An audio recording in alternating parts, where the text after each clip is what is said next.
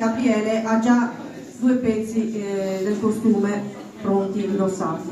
Uno sono scarzones bianco, che sono praticamente i pantaloni di cotone bianco, che come vedete sono belli ampi, e poi ha le ghette, che sono chiamate zascarzas.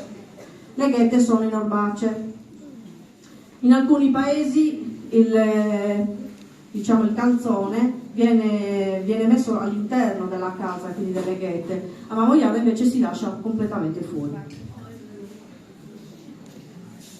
Quindi anche per Gabriele arriva il momento di indossare la camicia, che come vedete, come per la donna che ha le maniche molto ampie, anche quella dell'uomo è fatta più o meno nello stesso modo, tranne che per gli abbellimenti. Quindi polsini e colletto sono diciamo normali, anche se hanno comunque dei punti in comune con la camicia da donna. Quindi pranu e dominu ce l'ha anche la camicia da uomo. Allora, quella di Gabriele Gabriele ha una camicia con il colletto alla coreana. Però c'è stato un periodo più anticamente che usavano il classico colletto come quello che indossa Dino, che lui è vestito da vedovo. Poi chiaramente questo colletto poteva essere anche risvoltato verso l'interno e quindi comunque non si vedevano le punte.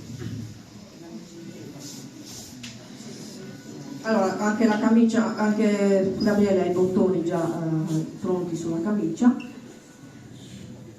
e adesso indosserà anche lui il corpetto Zuculittu, anche questo ha lo stesso nome del corpetto della donna, solo che ha una chiusura differente, è una sorta di doppio petto che nei costume più antico aveva uno scollo a V e adesso viene utilizzato un collo più arrotondato, ma in realtà poi ripiegandolo all'interno la scollatura a V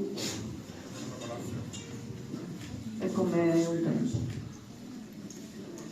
Il corpetto da uomo in realtà è molto più semplice rispetto a quello da donna, perché appunto ha in meno la barradura e quindi quei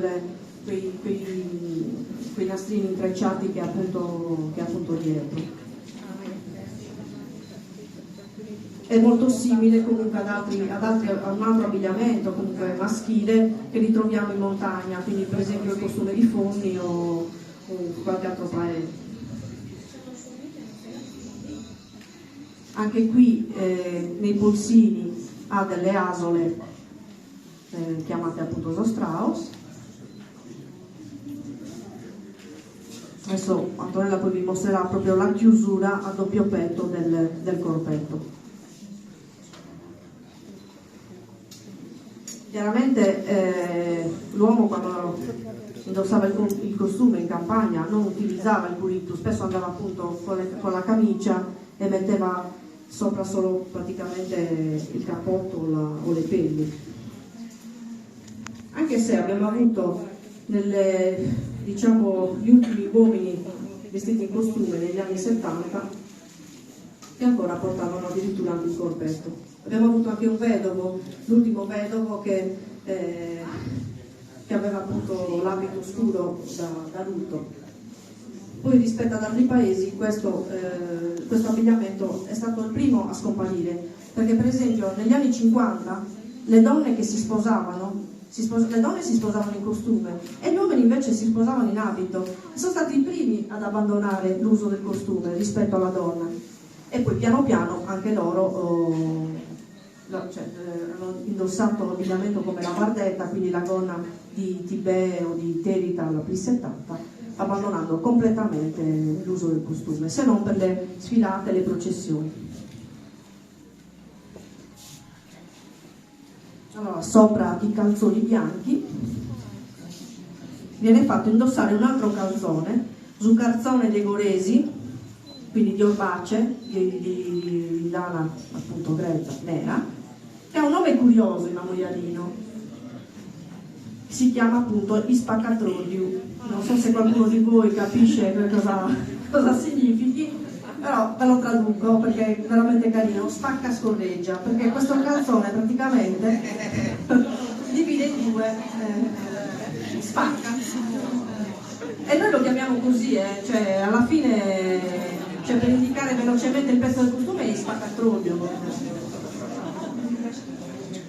Scarzone dei Coresi un po' più elegante, diciamo. E anche questo ha una leggera riservatura, come vedete, è aperto e scampanato. Per chiudere e tenere appunto il calzone viene utilizzata una cinta chiamata zuchintordiu. Poteva essere semplice, un po' più elaborata, e per quanto riguarda invece i nobili, allora lì avevamo Zabretera che aveva anche una sorta di taschino frontale per riporre alcune cose. Chiaramente i nobili erano sempre un po' più, avevano costumi sempre più elaborati rispetto ai vassalli, ma questo perché ovviamente dovevano far spiccare la loro nobiltà, il loro stato sociale. Pensate che quando mi hanno raccontato un aneddoto, quando le donne, perché si usava una sorta di corpetto, una moiala per le donne, chiamato zucuriturulau, orlato come appunto alla ragazza lì, ma siccome era una prerogativa secondo loro delle nobili, quando vedevano che una vassalla si realizzava un costume così, andavano da dietro, perché proprio l'ha contato, con le forbici e tagliavano, cioè rovinavano il costume. No, dobbiamo averlo solo noi. Questo era. Per fortuna adesso non siamo a questi livelli. E questa invece il gilet Zaspedes, fatte appunto di pelle d'agnello, da spedietta. Mentre invece in campagna si utilizzavano le pelli come quelle del mammutone, soprattutto in inverno. Lavorazione molto, molto bella e particolare anche questa del Zaspedes, è anche costosa, perché oggi veramente realizzare un costume tradizionale di sana pianta veramente, cioè, bisogna spendere un patrimonio. Come copricapo l'uomo chiaramente indossa zaberrita, che appunto poi viene ripiegata su se stessa, a volte lasciata cadere, così, però diciamo che il modo corretto di indossarla è come avete visto prima. E questo è l'abito, diciamo, quotidiano dell'uomo, che rispetto ai nobili, diciamo, come abbiamo detto prima, invece non ha grosse particolarità, salvo magari il gilet di pelle che si vede in alcune fotografie, speriamo di riuscire a recuperarlo. E poi abbiamo l'abito, ecco, la variazione, diciamo, rispetto allo stato sociale è l'abito da vedovo. E in questo caso vediamo che il corpetto è tutto nero, mentre invece le altre parti rimangono pressoché uguali. Quindi un applauso anche ai nostri